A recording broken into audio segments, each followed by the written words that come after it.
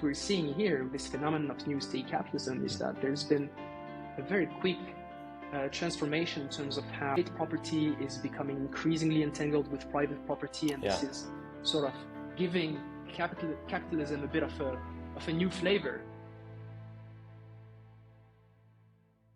Welcome to the New Enlightenment podcast from Adam Smith's Panmure House. I'm your host, Adam Dixon. Today, I'm joined by Dr. Ilias Alami. Ilias is an assistant professor in the political economy of development at Cambridge University. Prior to joining Cambridge, he held research and teaching positions at Uppsala University in Sweden, Maastricht University in the Netherlands, and Manchester University in the UK. He also held visiting positions at the Getúlio Vargas Foundation in Sao Paulo in Brazil, the University of Johannesburg in South Africa, and Sciences Po Paris in France.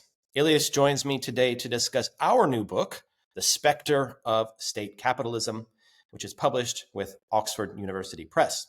The book is available open access, which means it is free to download, so everyone should read it. Ilias, welcome. Hey, Adam. Thanks very much for having me. Yes. So as I mentioned, we're going to discuss our book, a project that we've been working on since 2018, and now it's coming to fruition with this beautiful book, The Spectre of State Capitalism. And so this is a bit different than other interviews that I have on the podcast where I'm discussing other people's work. This is work that I'm involved in, but I'm going to try to give you as much, let you kind of discuss our book, let you discuss the ideas, and we'll have a good conversation about that. So the first question I want to ask, I think, which is everybody is wondering, is what is state capitalism? We hear it in when we read the Financial Times, The Economist. We hear think tanks talking about state capitalism. Academic work on state capitalism. What is it? Yeah, that's a great question, and indeed, I think it's quite important to start from here because there's a lot of ambiguity, imprecision, misunderstanding, I think, about what it is. So, as you said, lots of think tanks, pundits, policymakers are using the term. When they do, it's very much often when referring to China and perhaps other emerging markets, or Russia, Brazil, Indonesia, and so on. So that's pretty much what they have in mind when they talk about state capitalism those days. One thing too is that obviously the reason they're using this term is to suggest that those are countries, those are national political economies where the state plays a particularly strong role in the economy, has a strong state presence, either via state ownership, owning corporate entities, or because they directly intervene in creating, shaping markets, that kind of stuff.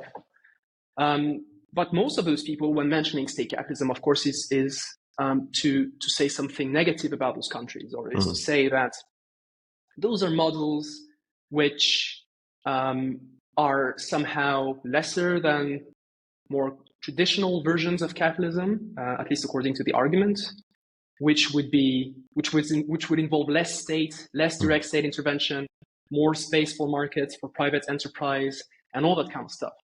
So, when a policymaker talks about state capitalism in China, this is often to say, in a pejorative way, that the state does all sorts of negative things there. And that's a problem, either for China or for its competitors, namely free market capitalism or democratic state capitalism.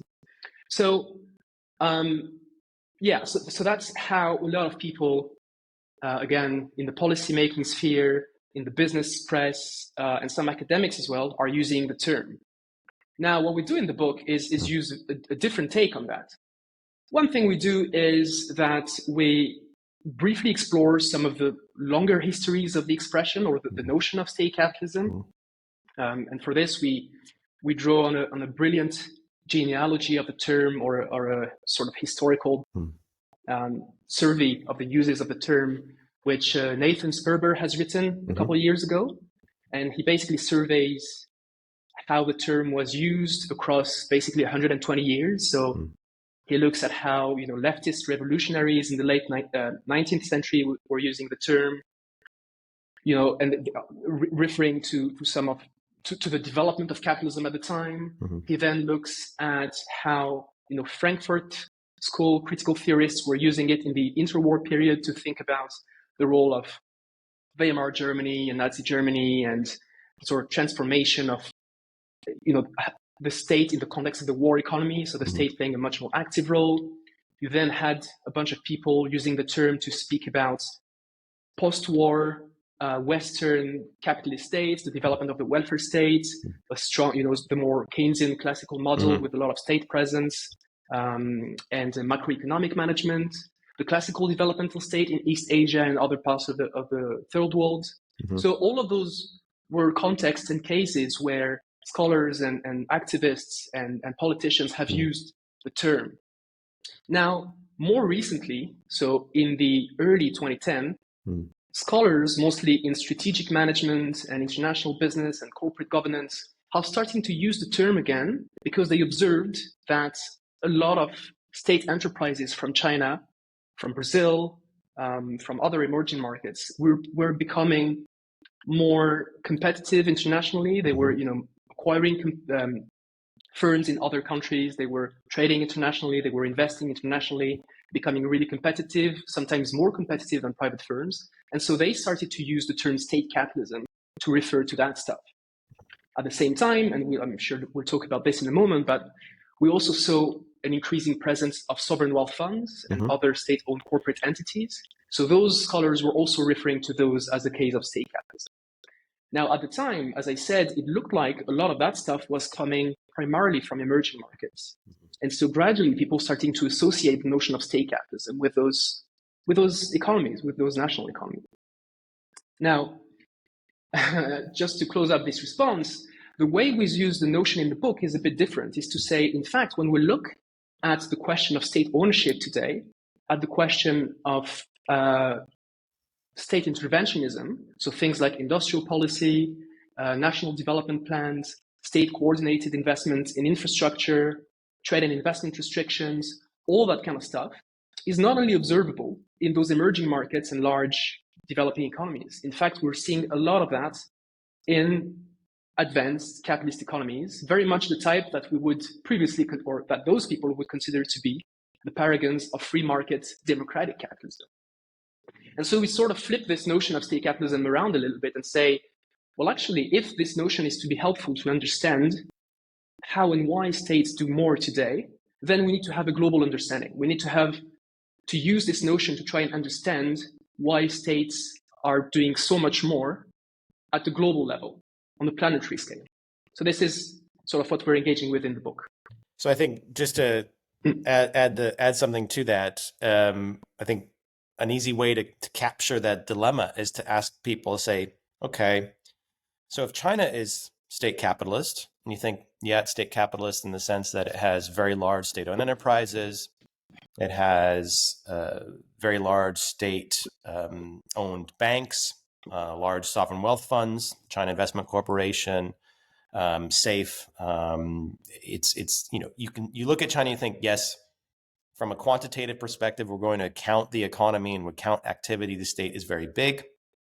But then you could pose the question, well, if China is that, what about a country like Norway? Much smaller, obviously, but has a very, very large sovereign wealth fund, $1.3 trillion, I believe, currently. Very large state-owned oil and gas producer. And the state, the Norwegian welfare state, as a proportion of the total economy, is also very large. So yes, obviously there's a private economy and the like, but China also has a private economy. China also has entrepreneurs. So then if you're comparing Norway to China, which one is state capitalist and which is the other? Because yes, China is a single party state run by the Communist Party of China. Norway is a multi-party kind of liberal democracy. But then that poses a question, yes, but if you look at just the political economy and the size of the state, how can you say that one is state capitalist and one is not? And so I think that kind of just example puts into kind of relief this sense of we can't just talk about emerging markets like China. or even, let's say, non-democracies. We also have to look at the advanced democratic capitalist countries and look at what their states are doing, particularly in the current conjuncture where we see more in states. So I'm wondering, in that, can you say a bit more about what has happened? I mean, you mentioned state-owned enterprises, you mentioned sovereign wealth funds and the rise of that, but also, we see more industrial policy, right? I mean, industrial policy has returned to the lexicon of policymakers' toolkits across the world. I mean, can you say a bit more about what we're seeing? Yeah, sure. So I think one helpful way to unpack a little bit this notion of state capitalism is to think about it as having two components or two dimensions or two legs. So one leg would be about state ownership. So that would cover things like sovereign wealth funds or other state-owned or state-controlled investment funds like state-backed venture capital, that kind of stuff. Development and policy banks, so banks which are state-owned in some way. State enterprises, and other forms of state-owned corporate entities. And then we could also add central banks in this sort of broad category, right? Although they have a bit of a separate sort of position with respect to that, but we could also add them there. So immediately you can already see that, a country like the US, for instance, or countries in Western Europe, the central bank is very important in doing all sorts of things, which isn't much discussed or wasn't much discussed in the literature on state capitalism a little while ago, where there was this focus on those other state-owned corporate entities, saying that, yes, China, Brazil, Indonesia have a lot of state enterprises, so therefore they're state capitalists. But how about the US Federal Reserve? I mean, the role that it plays, not only in the US, but in the world economy, is absolutely massive. And so perhaps that's an interesting case of state capitalism, if you will. So that's the first sort of leg of state capitalism. The second leg is not about state ownership, but is about state interventionism. So states directly intervening in the economy, in investment relations, in trade relations, and in productive arrangements. And so here in this broad category, we can put a few things. We can put techno-industrial policy, development plans, trade and investment restrictions, and other forms of economic nationalism. And of course, state-directed or state-coordinated investment in large-scale infrastructure.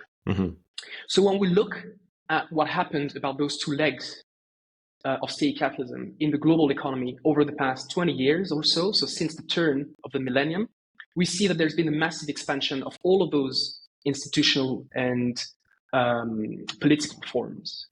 So that raises the question, what happens and why have we seen this aggregate expansion of the state's role, again, as an economic agent, as an industrial policy actor, as a promoter and regulator of capital, and as a direct owner of corporate entities? Now, as we suggested earlier, people looking at this from the perspective of comparative political economy would say, well, it's fine. I mean, the reason there is more state intervention, state ownership in the global economy and so on is because we've seen over the past 20 to 25 years the rise of those emerging market economies with their own distinctive models of capitalism, with a strong state role. Now, as you suggested, this is a very selective reading of the situation because there's also a lot of state intervention in the economies that were considered to be liberal or even neoliberal, right? You can think about the military-industrial complex in the US, for instance, which is absolutely key for the industrial structure of the US, or in terms of politics, same in France and in other places. So when we look, in fact, not at what is happening at the level of national political economies, but rather what is happening globally, we get a different picture. And so that encourages us to try and think about explanations for that, which are at the scale of the global economy. So one of the arguments we're making in the book is that in order to understand this aggregate expansion of the state's role in the economy and society, we need to look at the historical development and geographical remaking of global capitalism. We need to look at the international division of labor and how globalization of production, trade, and investment has reconfigured the role of the state, again, across the world economy, not just in emerging markets. We also need to look at things like patterns of economic growth and stagnation, which have also pushed states to intervene more. We need to look at patterns of technological development. We've seen the increasing importance of things like general purpose technologies, which have become so important for corporate strategies and for the competitiveness of national economies, which has also pushed states to intervene more via things like techno-industrial policy and so on. We've also seen, partly as a result of this global integration of the global economy, more emphasis put on connective infrastructure, things like railways, airports, ports, energy and transportation systems.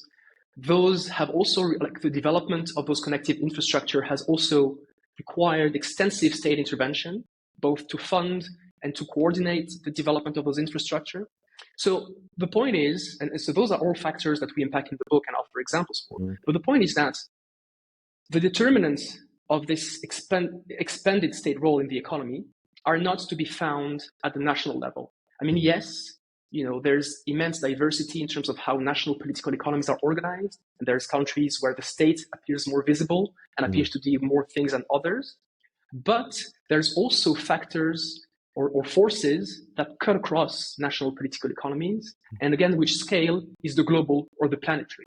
So this is the type of argument we're trying to draw attention to in the book. We need to have a global outlook on those transformations. So can you say a bit more? Because again, I think that's the challenge in trying to explain the thinking about state capitalism, where we're saying we need to have a global perspective, but then we're talking about nation states. And I think in a lot of people's minds, they think, but isn't just it a comparison between specific national kind of economies? And then how do you think in terms of a global sense? And I mean, this is a challenge just getting across to students to say, like, how do you have, on the one hand, a comparative framework where you're comparing cross-national economies, but then at the same time thinking in a global perspective. And I'm wondering if you can say a bit more about how do we get there? Because I think the argument to say, or the point to emphasize, is that we're not saying this is about hyper-globalization where borders don't matter. As we see now, I mean, borders do matter greatly and they still will matter. But I think there's still that sense of once you start talking about the global, then people just think it's, jet-setting elites going from London to New York to Singapore and offshore tax havens and, that sense of, the kind of Kenichi Ome hyperglobalization, the sort of world is flat, Thomas Friedman. Can you say a bit more so that listeners aren't sort of putting us in that box, but at the same time, how do we kind of do the comparative political econ, do the comparison among countries, but then also have that eye to the global that isn't, where borders and states don't matter?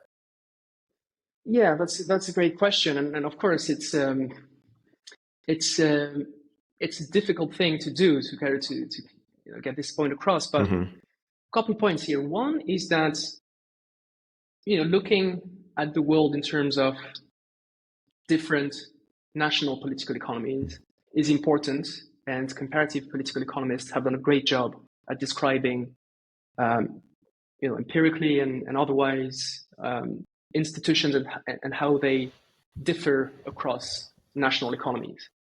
Now, a trivial point to make, but an important one, is that this national diversity is obviously embedded in a world economy, which is connected in different ways to trade, investment, and other types of relations. So even when looking at national diversity in comparative terms, we also need to keep in mind that this diversity is also relational, which means that the reason why things take a particular form in one economy might very well be related to why things take another form in another economy.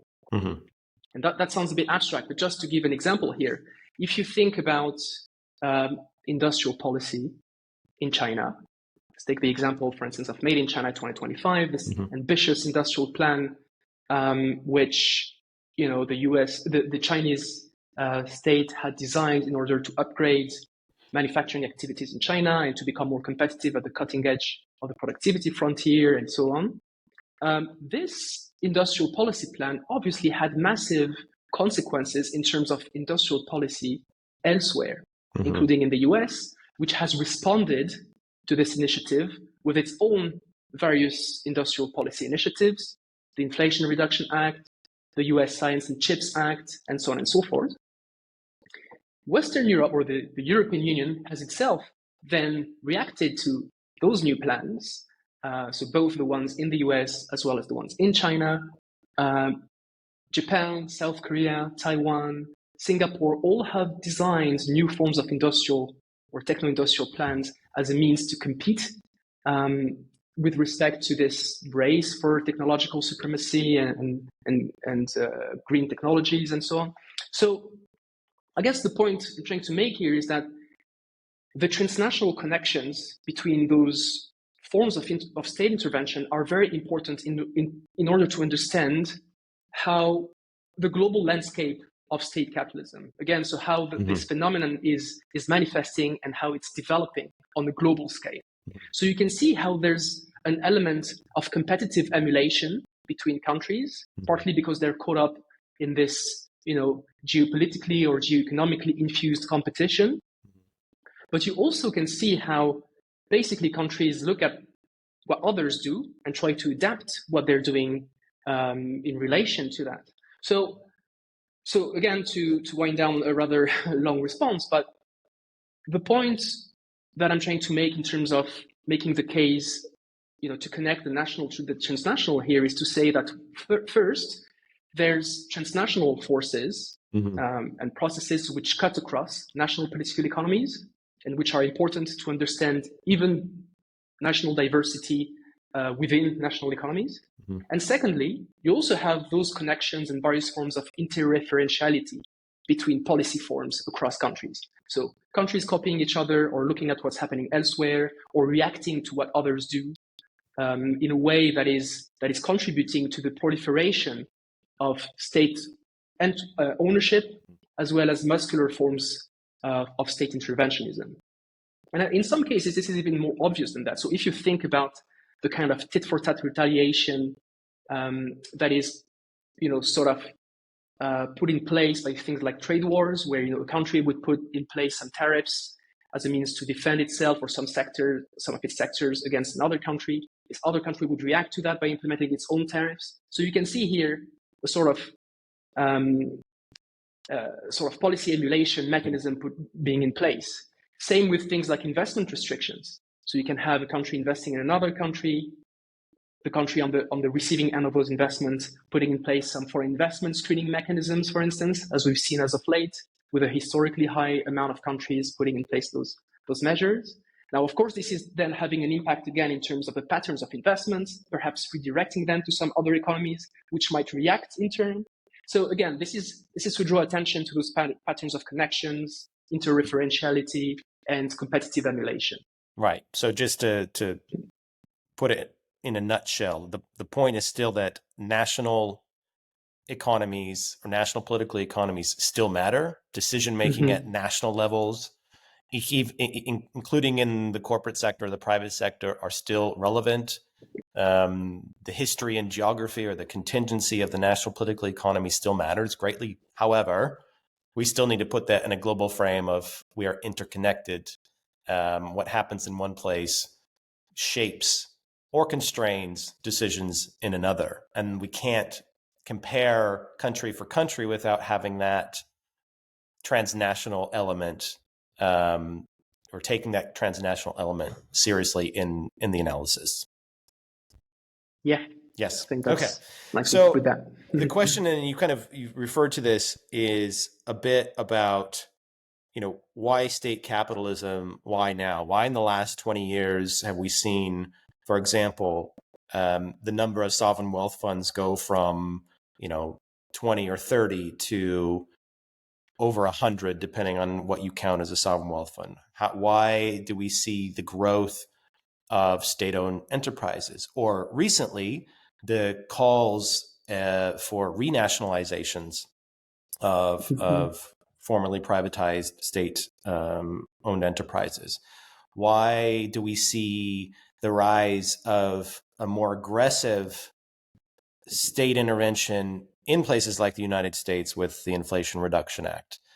What's behind this? I mean, a bit of it you've kind of explained in terms of, well, China's doing this, and so therefore responding to China. So state capitalism is begetting more state capitalism elsewhere. But there's another story to be told, or at least other considerations. So why state capitalism now? Why not, in the 1990s? How do we compare it to other periods of capitalist history? Yeah, that's another great question, and this is really this gets at the core of what we're trying to do in the book is really to try and theorize and explain that. And so there's a lot to say here, but I'll just make a few points. And so one is something that I briefly hinted at earlier, which is that in order to understand this enlargement of the state's role in the economy, we need to look at the transformation of the world economy over the past 20 years. Now, what's interesting here is that perhaps contrary to what a lot of people say at the moment, which is that this renewed state interventionism is a backlash against globalization, is an attempt at definancializing economies, at regaining national control over globalized flows and so on. What we're saying in the book is that this is not entirely wrong, but it's only a partial understanding of what has been happening. And this is because, in fact, what we're seeing now is a sort of next historical development of the period of capitalist or globalized expansion that we've seen in the previous period. So that which in a way means that we're not seeing a sort of push back against it, but a continuation of it, albeit under new forms where the state takes a much more aggressive and muscular role in the economy as a means to accompany those processes of economic integration, and which leverages against state power in a way that is much more instrumental to sort of harness geo-economic power to further specific political ends. So to unpack this a little bit, what we've seen over the past 20 years is really a deepening of the international division of labor with a concentration of a lot of manufacturing activities. So just to define international division of labor, because not everyone, I mean, there's Adam Smith behind me, so that, we can talk about division of labor in a pin factory. What do we mean by where different tasks are done by different people, that sort of technical division of labor? What do we mean by the international division of labor, so that people have an understanding of what that concept is? Yeah, sure. So that's simply refers to the various economic tasks and sectors and activities in which countries specialize in. So the idea is simply that global economies will involve different activities, and those activities can be unevenly geographically distributed across countries and regions. So what we've seen over the past 20 years is the formation of global value chains. I think the listeners will be largely familiar with that, but that's sort of making the same point as the deepening of the international division of labor.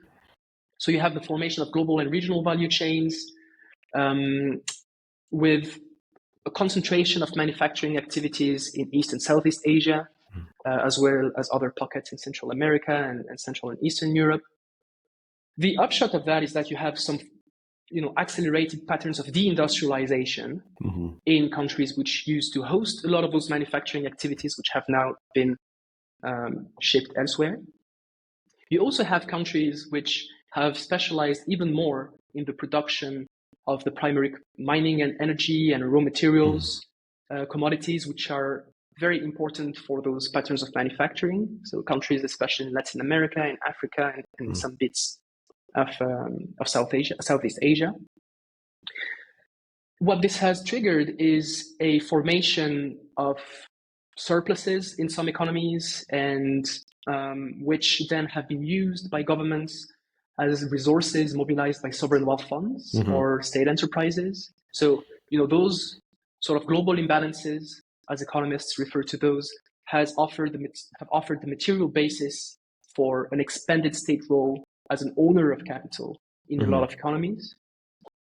At the same time, what we've seen is that, and of course, this sort of geographical redistribution of economic activity has also led to more multipolarity in the global economy and a new set of geopolitical configurations.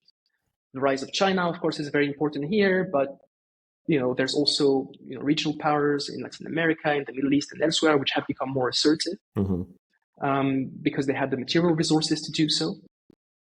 And in conjunction to that, there's also been a sort of setting in of a period of economic stagnation, particularly more visible since the global financial crisis of 2008, which has sort of gradually reinforced tensions between states around things like trade, investment, technology, and those kind of things.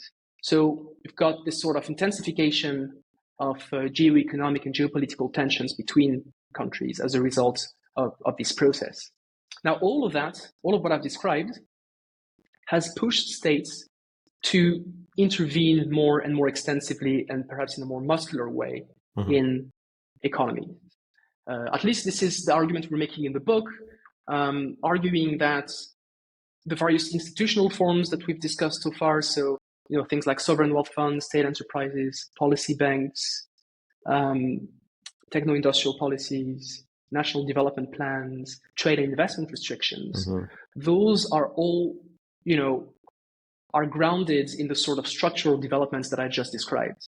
And so what's important here is that there's basically two levels in the argument. One is about, the historical development of capitalism and the sort of, long-running structural transformations. And the other level of the argument is about geopolitical and geo-economic agency. So how states and firms react to those transformations. And we need to look at those two things, those two levels, in order to understand, again, this new state capitalism that we've been witnessing across the world economy over the past 20 years or so. Right, because the thing to emphasize, though, it's not just simply an ideological shift either, where, obviously I think there are ideas around state intervention that have been re-legitimized, certainly, I think have been accepted, but it's not as if, ideas around the state have just kind of popped up and everyone's decided to have more state. The point is that there's been major structural transformations or tensions that have pushed more state intervention, rather than it's just there's some ideas that have come up. And I think that's an important point to emphasize. That's right. I think that's a really important point, and we are really at pain of making this argument in the book, which is that those very turbulent material transformations also trigger all sorts of ideological and ideational adjustments. So a lot of the preconceptions that policymakers and business managers and so on will have about the role of the state, the appropriate scope for the role of the state in the economy, a lot of it has been shaken up as a result of those material transformations that we've discussed. So, someone like Ilan Grabel, who's a professor at University of Denver, I think, in Colorado, has a really interesting notion of productive incoherence here. So we've entered a period where this is neither the end of neoliberal, hegemony, nor the rise of a sort of completely different way of looking at things and conceiving of the role in the economy. We're sort of in the middle of all that, and a productive way or an interesting concept to think about this is productive incoherence. So you have all of those. You have this sort of disconnection between some of the prevailing ideas about how economies should be run and the actual practice of states. Like, of course, people are trying to develop new ideas and theories as a means to reconceive the role of the state in this new context. But this is full of tensions and contradictions. So, but again, the point I think you've made is really important here, is that this is not simply about people changing their ideas about how economies should be run. This is really, a process that is very much linked to those material transformations, economic and geopolitical transformations about, the role of the state. Yeah, I think the point to emphasize there is it's when you look at it, it's quite bipartisan in the sense that it's not just, a rise of, the left that likes more state. I mean, I think in certain political economies, yes, you can observe that, but it's likewise observable in more, let's say, conservative. I mean, it's hard to define what we mean by right and left. But, we see it across different types of political systems, different types of political kind of colors, if you like, such that it's not simply just, well, we've returned to a pre-Thatcherite or pre-Reaganite kind of era of more state. I mean, I'm sure there are libertarians and classical liberals that are pulling their hair out, but they pull their hair out anyways when they see, but it's, take the military industrial complex in the United States. I mean, it's bipartisan support for military spending is I mean, it's baked in, and even the most kind of, conservative politician will always vote for more military spending, partly because it brings, it's the industrial policy of the U.S. and there's, it's jobs for their district or for their state. So it's not so easy to say that there's a particular ideological shift. Obviously there are ideological shifts, multiple happening, but it's not just definable or reducible to, it's just it's left-wing governments that are pushing for more state intervention. I don't think that we can reduce it to that. But there's a point, and this kind of came out a bit, but I think it's worth emphasizing, is that when we think about the preconceived notions around state ownership, the let's say neoliberal critique, if we want to use that, is that the assumption is that means it's less market, or it's less kind of grounded in a market-based kind of form of corporate decision-making or economic policy making. And actually, what we show, or at least argue in the book, is that that's not the case. Can you say a bit more about that argument that, the state-owned enterprises, and you mentioned this in the beginning, is that they become more competitive, right? So the shape, the flavor of state capitalism isn't necessarily more economic planning in the conventional sense. Yeah, absolutely. So one preconception about state enterprises and other forms of state-owned corporate entities is that those will be sort of prone to corruption and prone to rent-seeking and would be economically inefficient and all those kind of things, which can be true sometimes, of course. But what we've seen over the past 20 years is the emergence of state-owned enterprises and state-owned investment funds, which are operating very similarly to comparable private sector entities, right? So typically a large state-owned enterprise becoming, pretty much like a transnational privately owned corporation, or a state or sovereign wealth fund being operated pretty much like a comparable investment fund, right? Engaging in portfolio diversification strategies and that kind of stuff. So it's really important to challenge a little bit the argument or the preconception that more state or more state ownership necessarily means less market, or that more state means a pushback against markets. What we argue in the book is, and I sort of hinted at that earlier when I said that this current moment of state capitalism is a continuation of the previous period of increasing economic integration globally. That this movement of increasing state intervention is accompanying this period of economic integration, again, under a new form. So what we've seen is that this increasing presence of state ownership has become deeply integrated in global investment and trade relations, right? So this is not necessarily about states, again, assertive national control over globalized flows of trade and finance and so on, although there might be some of that, of course. But overall, what we've seen is that there's been an integration of state ownership within transnational networks of ownership, investment, finance, trade, and so on. And again, a lot of those state-owned corporate entities have become extremely competitive. They basically win market shares over privately owned competitors. They acquire competitors in other countries. They often are managed in very much the same. They have, boards of governors taken from the private sector. They really mimic the business practices and organizational strategies from the private sector as well.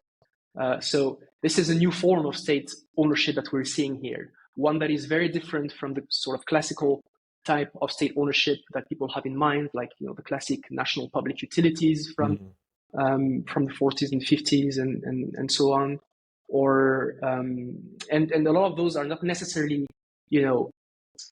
directed by states, right? Like some of them have quite a lot of leeway and room for maneuver to engage in their own corporate profit-making strategies.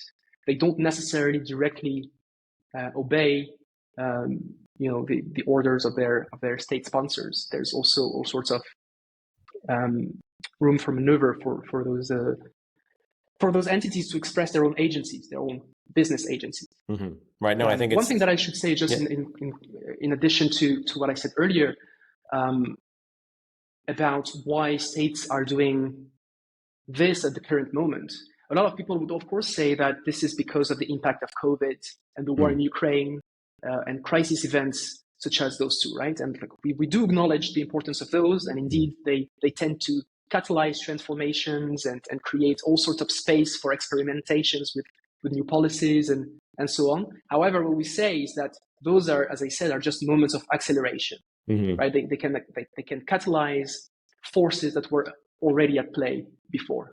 And so what we're trying to say in the book is that you have those longer trajectories in which those key events then play, of course, an important role, but they have to be understood within those broader trajectories. Yeah, I mean, just if you look at the response to COVID, it was. I mean, I remember. I mean, we were working on this in part during COVID, and it was.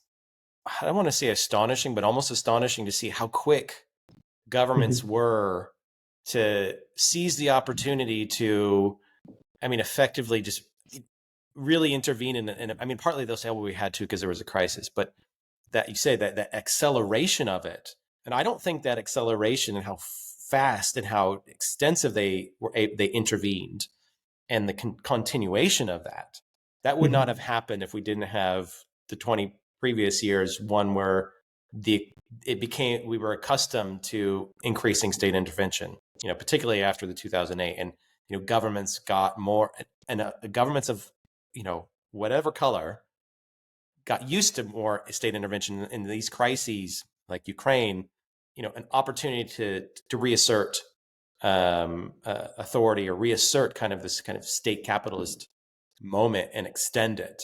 So I think it'd be nice now to turn to what are the implications of state capitalism, or rather, what can we expect? I mean, again, I mentioned earlier, sort of the libertarian crowd is pulling their hair out, thinking, "Oh my gosh, this is just, this state capitalism is terrible." On certain, there's a election here in the UK underway, and it's clear, highly likely that the Labour Party is going to take over, and they've already indicated that they have plans to effectively renationalize, or maybe that's a stretch, the energy sector, or create a new renewable energy company.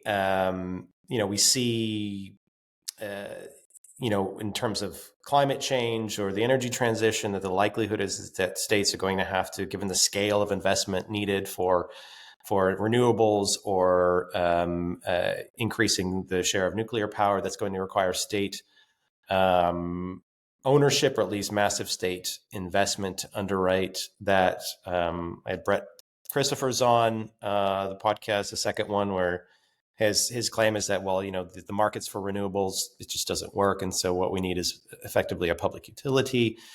So I think, what is, in your view, the implications? Where are we heading in this state capitalist moment? Is it going to extend? Will it, if I put my kind of I like to put my libertarian hat on sometimes and think, well, there's limits to kind of state intervention. There's limits to, we can't all, the competition works its way through sometimes. And so massive investments don't pay off, or, someone beats you on the technological front. I mean, this is a kind of broad, open question, but where are we going and what are the implications of it? And I think we can talk, across the various points here. Yeah, I think that's a really interesting question, and we do try and grapple a bit with it in the book, and it's always a bit difficult to speculate and like predictions about the future and so on. Sure. But I think given the analysis that we offer in the book, given our understanding of what is driving all that, both the sort of structural factors that I talked about earlier and the more sort of contingent factors about geopolitical agency and geo-economic competition and that kind of stuff. So looking at those two levels, what we can see is that we'll see more of that, right? So that suggests that this increased state role is only going to continue as a result of those two things. Now, in addition to that, there's, of course, the question of climate change or climate catastrophe, which is only giving a boost to all of the factors which are contributing to this expanded state role in the economy. So I think, a reasonable thing to say at this stage is that state capitalism, or this new state capitalism, is very likely here to stay in the near future. I can't see how it wouldn't, because it's, there's so many forces which are pushing for more state intervention of various stripes. So that's one thing. And of course, as you suggested, the climate catastrophe is just sort of pushing states to intervene because of the need to invest in, clean infrastructure, green manufacturing, green mobilities, finance and develop technological innovation for that purpose, and all of that in the context of increasing geopolitical and geo-economic tensions.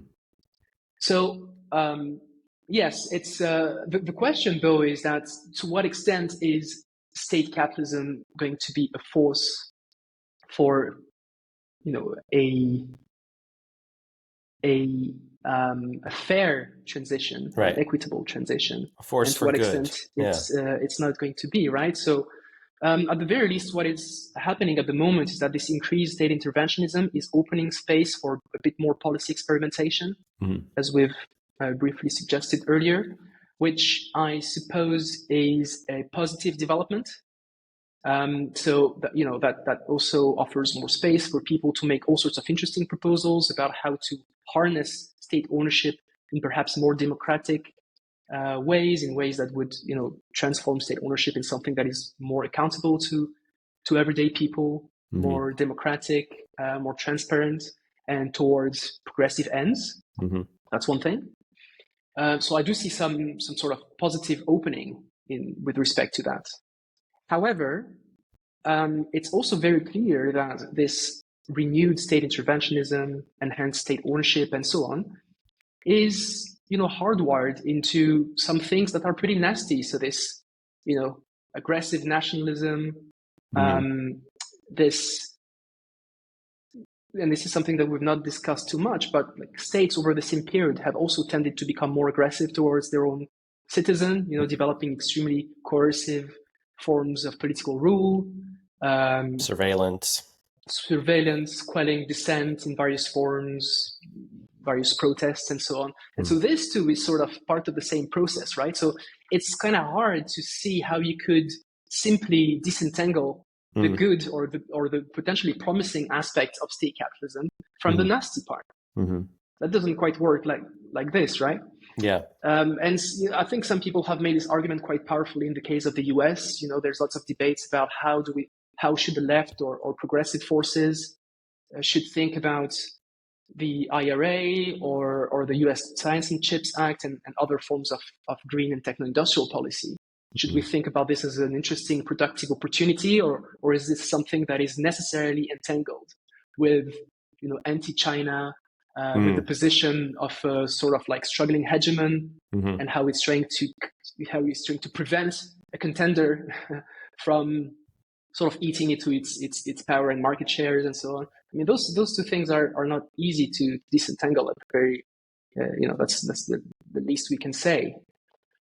Yeah, I guess I'll. No, I think, yeah, I mean, my perception of some more progressive proposals is that um, I, I get concerned when there's, let's say, presentation of, let's say, let's create a public bank, or sovereign wealth funds as being these, in the UK there's plans, or the Labour Party has talked about a national wealth fund, and you start to ask questions, partly because it's then couched in this sense of like, oh, because it's state, it necessarily will be more democratic, more accountable, it's more legitimate, it's more progressive in terms of what we can do with it.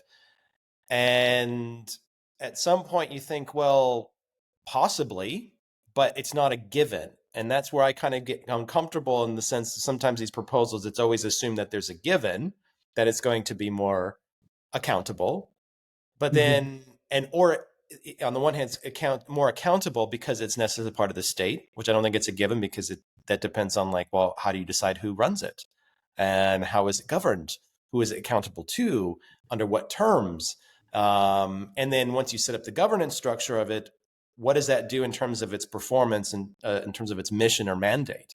And then there's always the assumption that, well, and this is, I think, the point too about how so many state entities nowadays are still market based, meaning that they're competing in the market, is then, how are they going to compete in the market, right? Because sometimes they can compete, but then if you put a public structure in it where it's trying to take away that competitive, but then they're still competing in the market, then how does the outcomes, the expected outcomes, are not there. And I think there has to be a sense of, if something's going to be truly state or truly public, then it probably has to be demarketized, if you like, and has a purpose that is outside of the market. But I think the politics are such, particularly in the advanced capitalist economies, where we're not going to be able to go back to a 1950s style kind of state-owned enterprises, right? So I think my expectation is that, yes, you'll see more state-owned enterprises, but then claims that they're more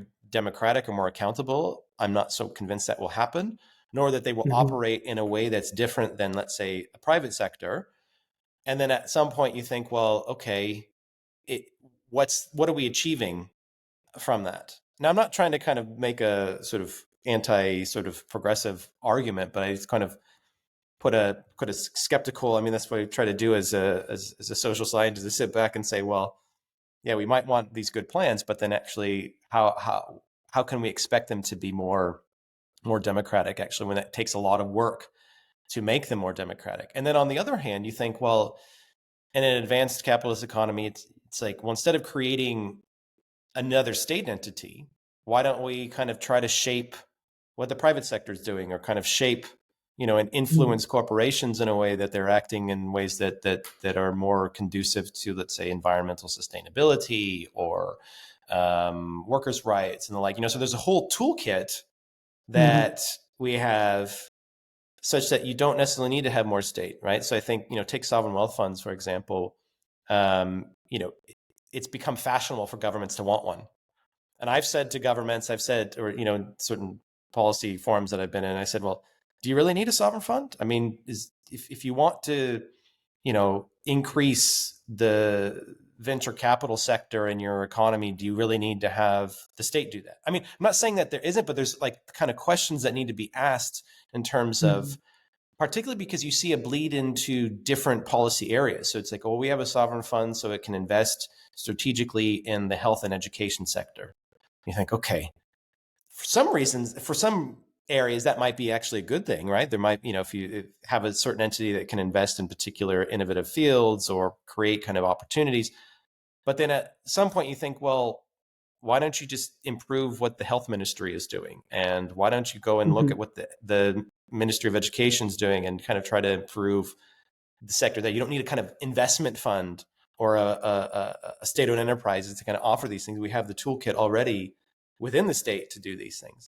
And I think sometimes there's that sense of, and this is a kind of a right-left thing as well. It's like, there's a sense of, well, we need a public bank to do that. It's like, well, why don't you get Parliament to do it?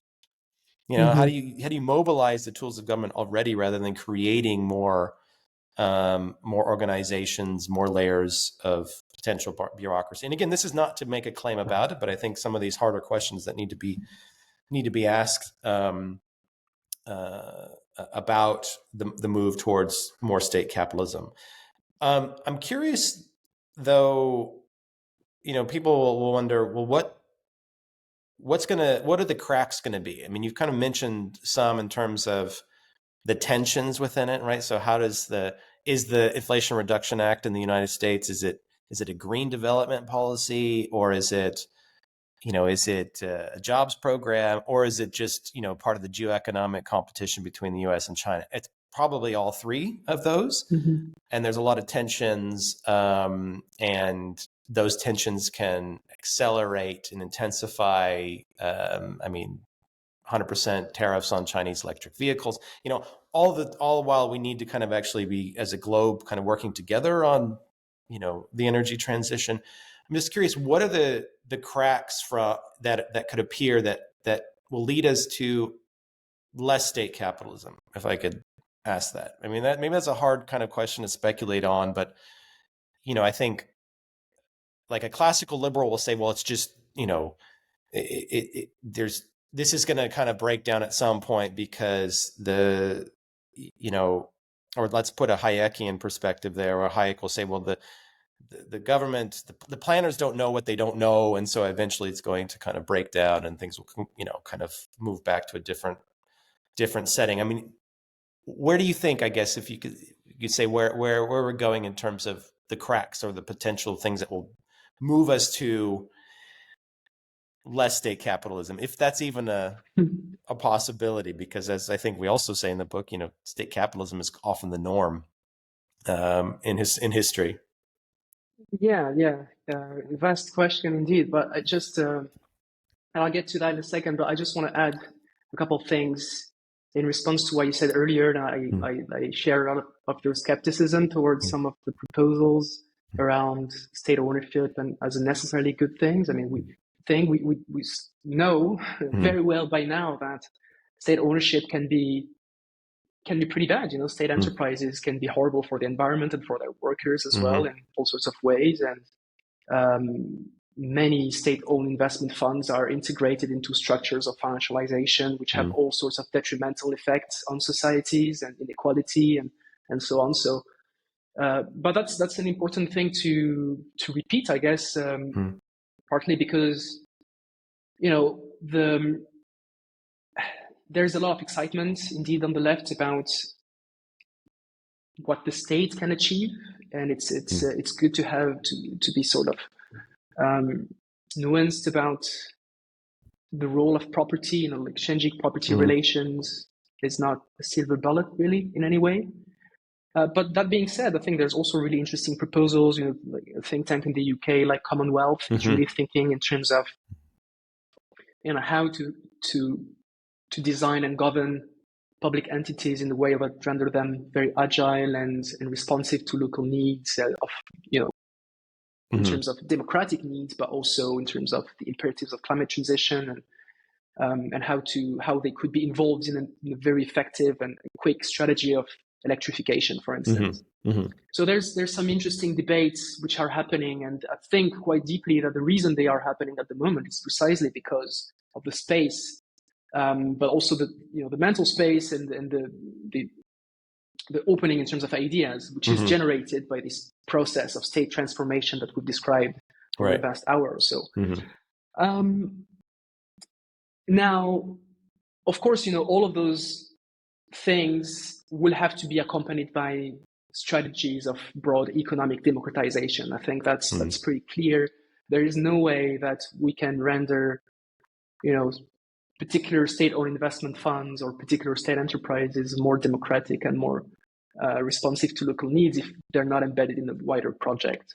So that's one thing I would say. The other is that, and to use the image of cracks that you've mentioned earlier, I think what's interesting is that what we're seeing here with those, with this phenomenon of new state capitalism is that there's been a very quick transformation in terms of how state property is becoming increasingly entangled with private property, and this is sort of giving capitalism a bit of a new flavor. And that sort of raises the prospect of what would it mean to have a capitalist society where there's less and less distinction between state property and privately owned property. What would that mean for the functioning of the economy? What would it mean in terms of the separation between the sphere of public activity and private market activity? Would we even have something of a state kind of neatly separated from the rest of the economy and market actors as we have now? I mean, that raises some interesting questions, right? And finally, in terms of progressive politics, but again, it's really hard to say because, I suppose a main message here is that the question should be not about do we want more or less of state capitalism, right? It's, I guess, ultimately depends where you stand on the question. Do we want more or not of capitalism in general? Sure. And if you have hopes or not in the potential of capitalism to address the problems that it's currently facing and offer a world that is livable for most of us. Right. But what's interesting, though, is that what we're seeing again is all sorts of cracks in terms of how capitalist society operates. Again, this neat separation between the economic and the political is sort of collapsing around the weight of these new forms of intervention that we're witnessing. We also see very well that markets are political constructs. This is very much states which are not only offering a framework for the operation of markets, but directly shaping them, constructing them, engaging as market agents themselves. So what this suggests is that there's potentially many other ways of organizing economic activity, right? Which would be neither state-owned in the traditional sense and nor privately owned, also in the sort of our current conception of how things are. So that suggests that there could be some ways of planning economic activities. I think is an important mention to perhaps end with here, is that we know that the climate crisis is going to require the conscious planning of activities. Then who is going to do that? Under what forms? I guess is the open question. But the crack, if there's any, in this state capitalist configuration is that it's really raising this prospect and perhaps opening some space for us to think about it. Yeah, no, I think that's a good place to end. I mean, the point just to emphasize is the book doesn't have a normative bent to it. I think people might assume, oh, you're talking about state capitalism, is it something you're promoting? And no, actually what we're trying to do is create a book that opens, and that was the beginning salvo we had, was that we want to know what is state capitalism, how can we discuss it. And I think the book has and this is some self-promotion here, but it allows discussion, I think, and I think it should be of interest to those that are working so all the way from the kind of classical libertarian kind of view of trying to understand capitalism and markets and concerns about the state and questions about the role of the state, all the way to those that are the kind of more anti-capitalist view, all the way to the middle that are more kind of progressive. So I think we try to set it out in a way that it creates dialogue and creates an opening to discuss some of these serious questions, right? So what is the state of capitalism, right? What is the role of the state? And right, obviously, it's like you said, it depends on what your view is on either what the role of the state is or more capitalism versus less capitalism. And I think we've tried to offer a language and some kind of conceptual framing that allows us to not be kind of pigeonholed into saying that state capitalism is just China. Actually, it's the book allows us to talk about the current conjuncture where there is more state intervention. It opens opportunities for experimentation to solve particular problems, but then what are the limits, right? I think that's the point to say. The book is open access, meaning it's free to download, meaning you can print it off. It's a nice stocking stuffer. You can give it as a birthday present to your parents and the like. You can still buy I think a hard copy. OU people still sell it to you in that respect, but it's nice that it's free to read. Parts of it are theoretical and kind of technical, but I think there's a broader narrative to be said. Do you have any last words, Ilias? Or any No, I'm excited for the book to be out, and I look forward to hearing what people make of it. All right. Well, Ilias Alami, my dear co-author, great collaborator. It's been a fabulous project to work on with you, to think broadly about what is state capitalism. And I think it's helped me a lot to understand, at least kind of situate some of these particular debates. Really great to have you on the New Enlightenment podcast, which is all about having debates about ideas and where we are as a society, as a planet, the state of the economy. And I think you're an amazing interlocutor, and hope to have you on again. So thank you very much, Ilias. Thank you, Adam. That was a lot of fun. Thanks a lot. You have been listening to the New Enlightenment podcast from Adam Smith's Panmure House. If you found this interesting, please consider subscribing and sharing. If you would like to learn more about Panmure House, please go to our website, panmurehouse.org. Thanks for listening, and until next time.